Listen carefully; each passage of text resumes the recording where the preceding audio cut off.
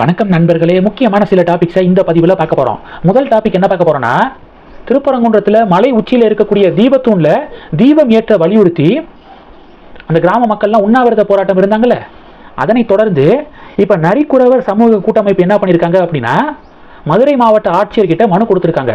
இது மாதிரி எங்களுக்கு தீபத்தூணில் தீபம் ஏற்றணும், இப்போ தீபம் ஏற்றக்கூடிய இடம் மோட்ச தீபம் ஏற்றக்கூடிய இடம், அங்கே கார்த்திகை தீபத்தை ஏற்றக்கூடாது அப்படின்னு சொல்லிட்டு நரிக்குறவர் சமூக கூட்டமைப்பு சார்பாக இந்து கடவுள்களுடைய வேடமெல்லாம் போட்டு மாவட்ட ஆட்சியர்கிட்ட மனு கொடுத்துருக்காங்க. இது ஒன்று. ரெண்டாவது என்ன அப்படின்னா, உயர்நீதிமன்ற மதுரை கிளையில் நடந்த இந்த தீபத்தூண் விவகாரத்தில் வக்ஃபு வாரியம் ஒரு ஷாக்கிங்கான ஸ்டேட்மெண்ட் கொடுத்துருக்காங்க. அந்த தீபத்தூண் இருக்கிற இடமே தர்காவுக்கு சொந்தமான இடம் அப்படின்னு சொல்லிட்டு இன்னைக்கு கோர்ட்டில் வக்ஃபு வாரியம் சொல்லியிருக்காங்க. பாஜகவினர் என்ன சொல்கிறாங்கன்னா, இதன் காரணமாக தான் ஜி.ஆர். சுவாமிநாதன் அவர்கள் அந்த கார்த்திகை தூணில் தீபம் ஏற்றணும் அப்படின்னு இதுக்காக தான் சொன்னார். இது ஜஸ்ட்டு தீபம் ஏற்றுவது தொடர்பான வழக்கு மட்டும் இல்லை, சொத்துரிமை சம்பந்தப்பட்ட ஒரு வழக்கு.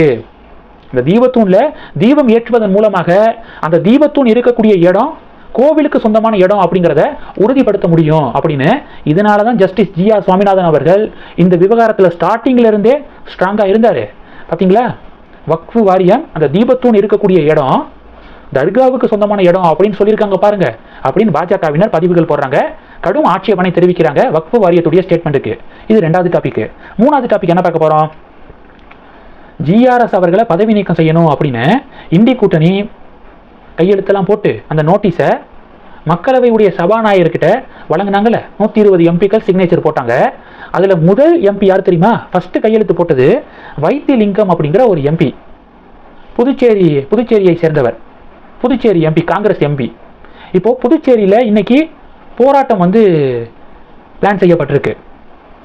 முதல் கையெழுத்து போட்ட வைத்திலிங்கத்தை கண்டித்து ஒரு பெரிய ப்ரொட்டஸ்ட்டை என் முருக பக்தர்கள் பாஜகவினர்லாம் ஏற்பாடு பண்ணியிருக்காங்க. இதில் அண்ணாமலை அவர்கள் தான் எழுச்சி உரை அப்படின்னு சொல்லிட்டு இன்விடேஷனை பார்க்க முடியுது. அண்ணாமலை அவர்கள் தான் இதில் ஸ்பீச் கொடுக்க இருக்காரு. இது 3. நாலாவது டாபிக் என்ன பார்க்க போகிறோம், ஐஐடி மெட்ராஸ் இருக்காங்களே, அவங்க ஒரு புது அறிவிப்பை வெளியிட்டிருக்காங்க. இந்த பிடெக் கோர்ஸ் இருக்குல்ல, 4 இயர் கோர்ஸு, ஒருவேளை இந்த 4 இயர் கோர்ஸை கம்ப்ளீட் பண்ண முடியலை அப்படின்னா, 4th இயரை கம்ப்ளீட் பண்ணுறதுல சிரமம் அப்படின்னா, எக்ஸிட் ஆப்பர்ச்சுனிட்டியை கொண்டு வந்திருக்காங்க. பிஎஸ்சி அப்படிங்கிற அந்த டிகிரியோட நீங்கள் எக்ஸிட் பண்ணிக்கலாம். சில பேர் என்ன பண்ணுவாங்கன்னா, சிவில் சர்வீஸ் எக்ஸாம் படிப்பாங்க, உள்ளே போயிட்டு அவங்களுக்கு ஒரு ஆப்ஷன் இருக்கும், சிவில் சர்வீஸ் ட்ரை பண்ணலாமா அப்படின்னு ஒரு ஆப்ஷன் இருக்கும். அதுக்கு எதுக்கு 4 வருஷம் உட்காந்து படிச்சுக்கிட்டு, ஒரு டிகிரி இருந்தால் போதுமானது. பிஎஸ்சி 3 வருஷம் முடிச்சு பிஎஸ்சி டிகிரியோட வெளியில் சிவில் சர்வீஸ் ட்ரை பண்ணிக்கோங்க. பண்ணணும்னு விருப்பப்படுறவங்க, சில பேர் எம்பிஏ படிக்கணும்னு நினைப்பாங்க, சில பேர் ஆண்டர்பிரனராக ஆகணும்னு நினைப்பாங்க. ஸோ இவங்கெல்லாம் இந்த ஆப்ஷனை யூஸ் பண்ணிக்கலாம் அப்படின்னு சொல்லிட்டு ஒரு ஆப்ஷனை ஐஐடி மெட்ராஸ் அறிவிச்சிருக்காங்க. ஐஐடி மெட்ராஸுடைய அறிவிப்புக்கு திமுகவை சேர்ந்த அப்துல்லா இருக்கார்ல, முன்னாடி எம்பியாக இருந்தவர் எம்எம் அப்துல்லா, அவர் விமர்சனம் பண்ணியிருக்காரு. எப்படி விமர்சனம் பண்ணியிருக்காரு அப்படிங்கிறதான் பெரிய டிபேட்டாக மாறி இருக்கு. பிராமணர்களுடைய லாங்குவேஜில் விமர்சனம் பண்ணியிருக்காரு.